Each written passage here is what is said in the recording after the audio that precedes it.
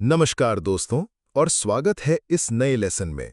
अब तक हमने देखा कि भावनाओं को बदला कैसे जाए, लेकिन आज हम एक नई दृष्टि अपनाएंगे। भावनाओं को बदलने के बजाय उन्हें सुनना। हमारी भावनाएं केवल अनुभव नहीं है, वे संदेशवाहक भी हैं। वे हमें ये बताती हैं कि हम सही रास्ते पर हैं या गलत, हमारी कौन सी ज़रूरतें पूरी हो रही हैं और कौन सी अधूरी हैं। यानी भावनाएं एक कंपास की तरह हैं जो हमें दिशा दिखाती हैं। Thibaut Meurisse master your emotions में लिखते हैं, your emotions are feedback mechanisms, they don't lie, they simply reflect whether you are aligned with your values and needs और नॉट।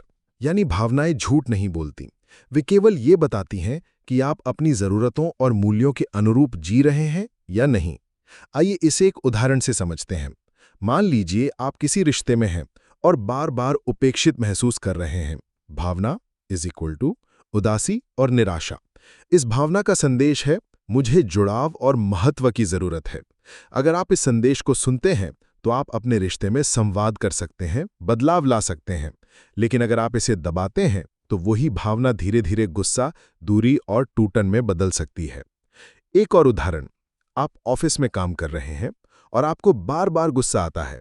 ये गुस्सा शायद ये कह रहा है कि मेरी सीमा का उल्लंघन हो रहा है, मुझे सम्मान नहीं मिल रहा है।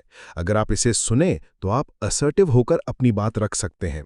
अगर आप इसे दबाएं तो ये गुस्सा भीतर ही भीतर जलन या थकान में बदल जाएगा। इसका मतलब ये हुआ कि भावनाएं समस्या नहीं हैं, वे संकेत हैं। हर भावना के पीछे एक संदेश है।